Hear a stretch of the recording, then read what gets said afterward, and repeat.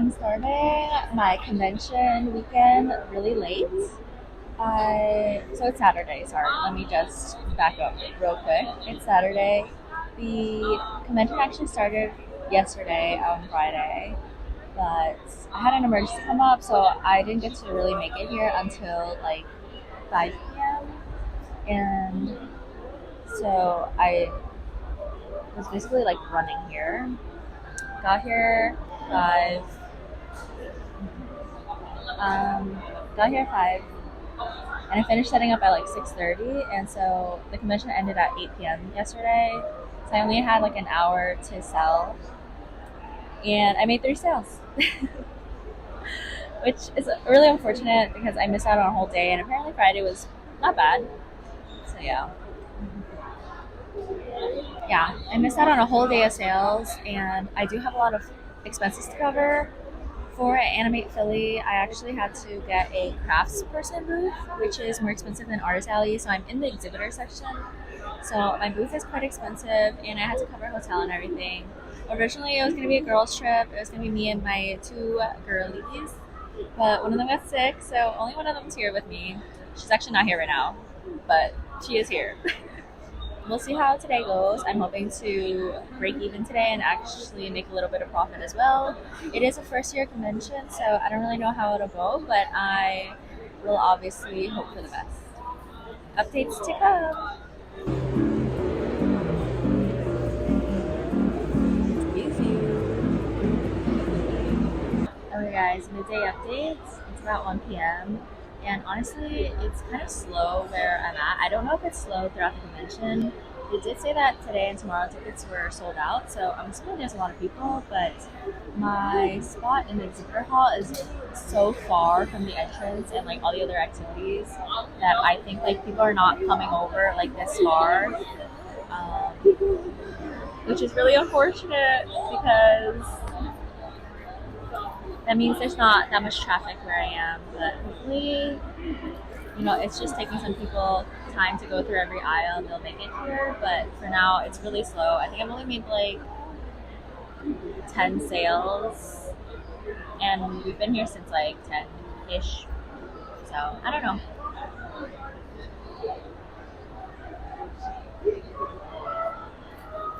How much is this one? It's 40. 40. I'm gonna get this one. Of course. Would you like to pay a cash or card? I'll do cash.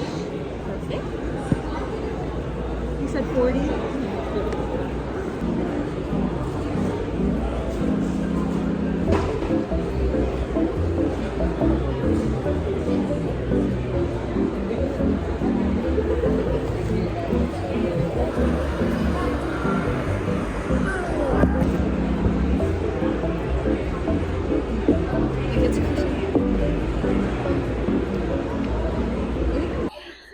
Someone bought my corgi. I'm so happy. Oh my god.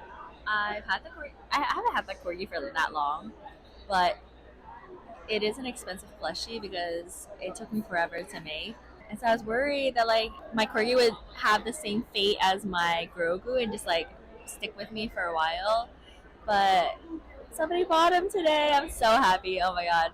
Makes me want to make more dogs. Maybe I'll try making the other dogs in the pattern. I bought them like 4-in-1 pack for that pattern, so it's like corgi, husky, like beagle, that kind of stuff.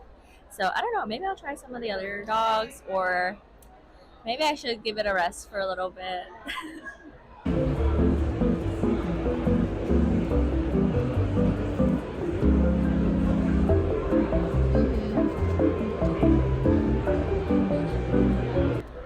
Gojo Cat is again the first item that I have multiples of to sell out. So I guess everyone really likes the Gojo Cat. I'm just hoping somebody will want the Gojo as well.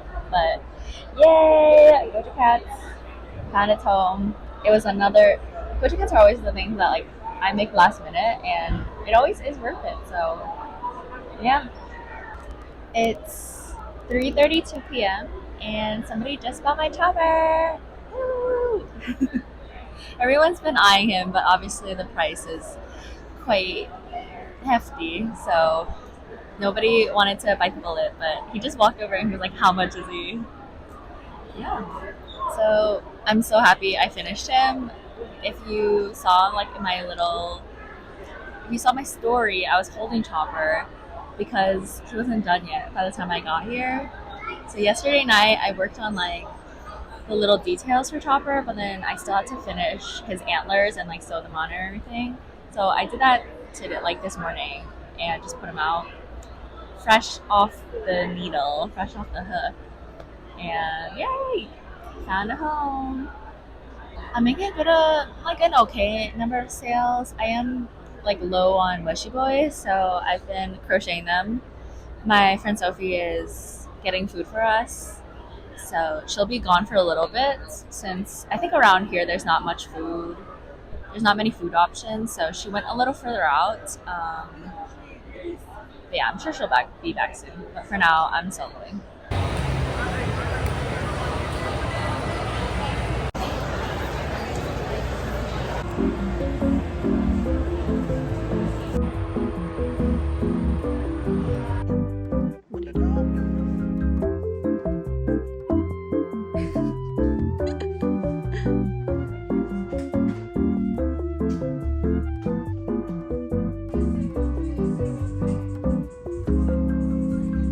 Hey guys, it's day 3 of the convention, final day, and this is what my booth looks like. As you can see, most of the big items sold. I do have one more big Totoro, my Gojo, and my Kirby left, and then everything else is small. Um, Not bad considering I really only have 2 days to sell this weekend, and this is the damage it did after one. But I do definitely still have quite a bit of the small items left. So let's see how today goes. The last day of the convention, even though it feels like it just started for me since I got here so late, but all good. I'm happy to report that I did break even and I did profit starting last night. So today, the rest of the day is going to be profit, thankfully. My friend Sophie, she had to leave today. Well, she left last night. So I'm going to be soloing for the Sunday and going to be packing up alone and leaving. All good. I've done it before. It'll be a breeze, hopefully. Breakfast for the day is Wawa. There's one like right next to the convention center, so it's really easy. I also got a breakfast burrito, and I bought a lunch wrap as well because I'm assuming I'm probably not going to be able to leave my booth for lunch. And yeah, the convention is until artists. Well, I'm an exhibitor this time around, but it closes at 6 p.m. So I'm definitely gonna get hungry before then. The burrito I got.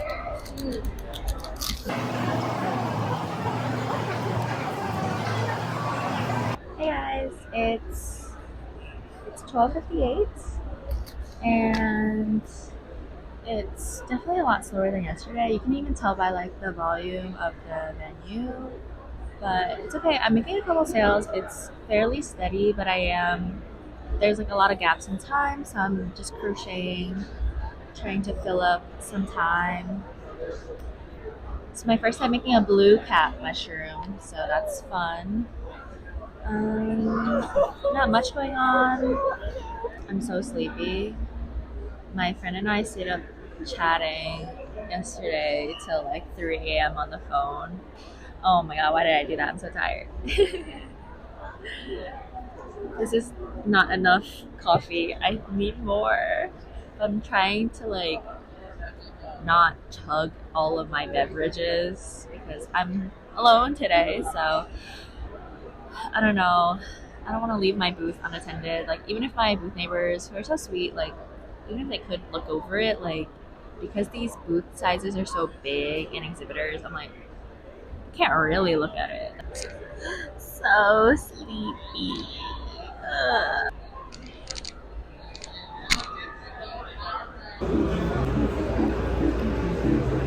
Update to seemingly tiny updates, but huge for me, is that my second big Totoro sold. So I am sold out of the big Totoros, and I have 2 of the small ones left. And also Twitter related, someone bought my pattern. Yay!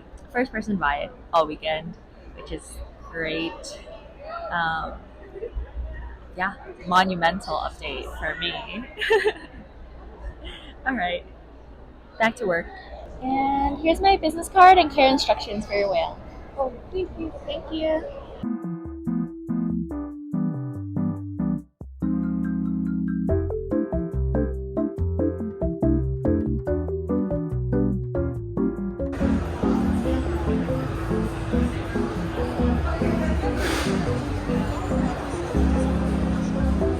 There's 1 more hour left. It's pretty empty now. It's like 5 people walk by me every 10 minutes or something. I did have a couple last minute sales, but I don't know if anything's gonna come of the last hour. Luckily, I'm awake now. I was so sleepy before, but for some reason, I'm wide awake. So I've been crocheting kind of nonstop. I made so many things. Like I did the 4 whales, and then I made like 4 of the mushroom cap heads, and what else? Made a couple of other things, but I ran out of stuffing, so they're all gonna be unstuffed. This is the end of the convention. There's like 20 minutes left. I don't think anybody else is gonna buy stuff, so I'm just slowly starting to pack up. But I wanted to show you the front of my booth. I know it looks empty, but like I have a lot of duplicates of the smaller items,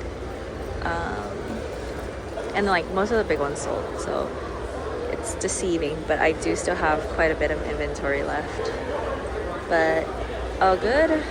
We have like 10-20 minutes left and I'll be ready to go.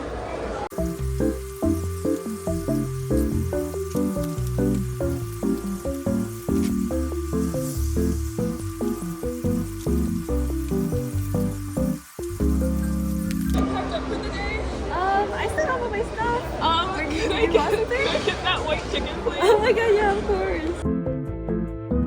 Hey guys, here's the recap of Animate Philly. So Animate Philly is a 3-day convention. It's Friday to Sunday, and I'm sure you can see from if you watched the beginning of the vlog that I basically didn't bend Friday, and I was only there for Saturday to Sunday. Something came up. Everything's all good though. I just had to get to the convention really late, so I ended up setting up at around like 6:30 at night on the Friday, when Friday was a full day of exhibiting. So I basically missed a whole day of selling. And don't worry, I told the organizers and everything, and they're all cool with it. But yeah, so I missed a whole day. I only made 3 sales on the Friday, so I don't know if you can consider that a win or a loss. I don't know. A win because I still made 3 sales, but a loss because I probably missed out on some customers that day. Saturday was definitely the busiest day for me. I made like a majority of my sales then. For Sunday, it was pretty slow. I think I made like probably like a third of what I made on Saturday. But the hours were pretty similar. It ended at 6 p.m. instead of, I think, 8. It's been like 2 weeks, so I'm forgetting the hours already, but yeah, something like that. I guess this is the moment when I put up my pie chart.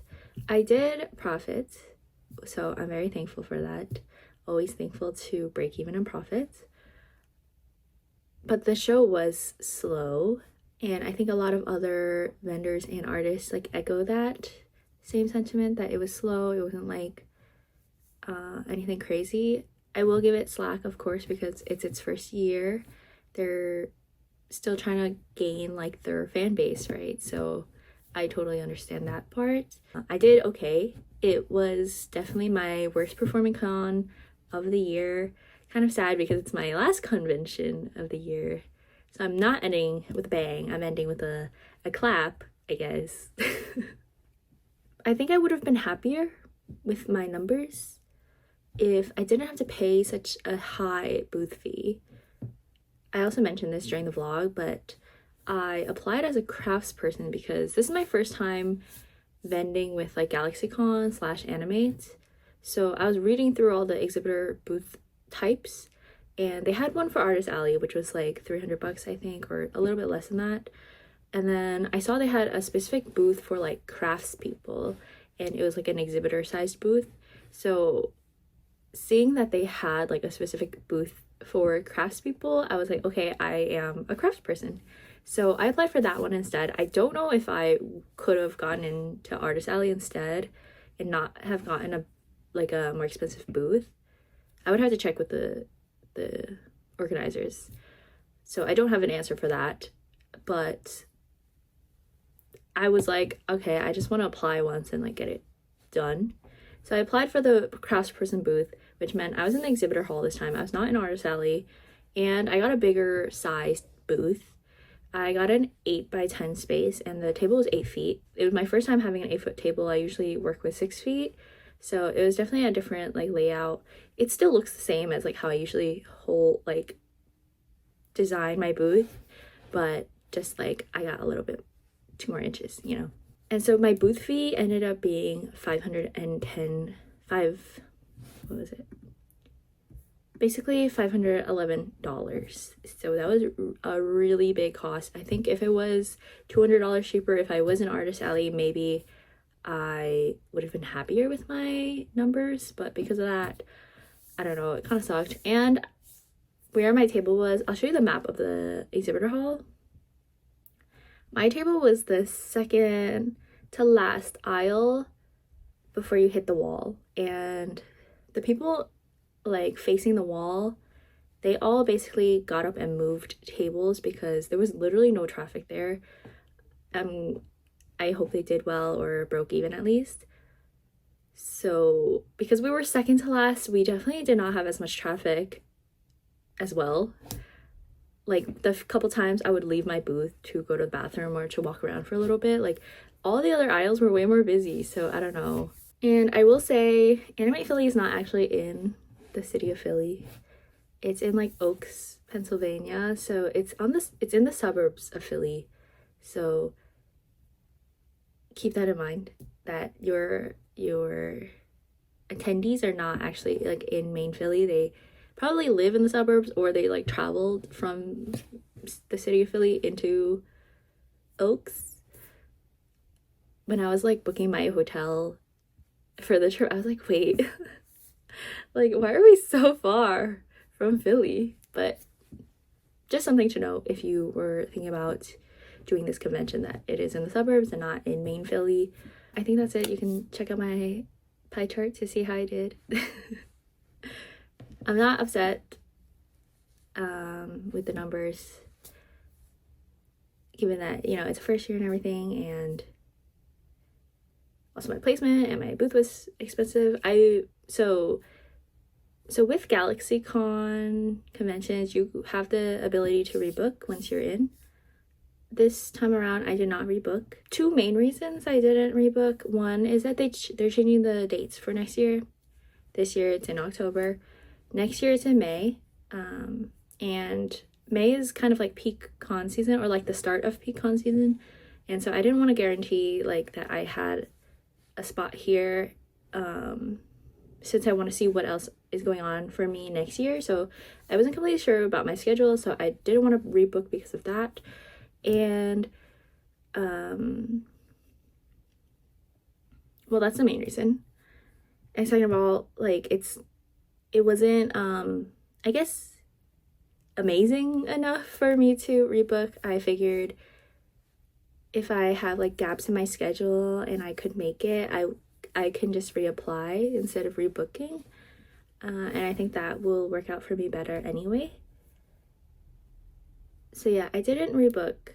However, asterisk, I would come again if I really didn't have much in my schedule around that time. But yeah, I think I'm always willing to give a convention a second chance to see if like anything changes. I'm not like one to write it off one and done unless it's really, really, really bad, which for me this wasn't. This was just decent, so not the worst for me. Worst like I feel bad because I didn't do horrific, but I didn't do amazing. Just all right. Yeah, it's one of those conventions where if you can keep your costs really low, then sure. Definitely don't fly, or at least I don't recommend it. You do whatever you want. Yeah. So maybe they'll see me again next year if they'll have me, but I'm not rebooked for next year. Also something like based on my own like inventory size, style kind of thing. This year I kind of went a different route than I did last year vending. Well, keep in mind last year I really only vended at like 3 events, and this year I kind of amped it up a little bit. But this year I focused a lot on my small items and not a lot of my big items. So I switched the like composition around. But I think it actually does me like a disservice to do that. You can see in my animate, like the end of the convention clip of my booth, it looks really empty because I only have 2 big items left. So all of my cubes are empty, and then all I have are like my tiny stuff on the table. But I still had a ton of inventory. It just like makes it look like I've emptied out. So I think for conventions moving forward, I'm gonna switch back to what I originally did last year. I'm going to focus a lot more on the big items.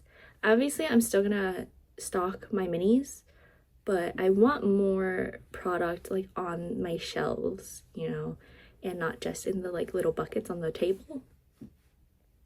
So maybe that'll change my revenue for next year's conventions. I don't know, we'll see. But then we won't really be able to test this out until next year because this was my last convention of the year. The rest of my year is all like holiday markets. I am amping it up for holiday markets. So if you're interested in watching all of those, like stay tuned because I am literally working. I work every day, but I'm vending basically every weekend starting like around Thanksgiving all the way till the like Christmas time to Christmas Day, and then I go on vacation. But yeah, I'm going to be vending a lot. I think it'll be fun, so stay tuned and I'll see you guys soon. Bye.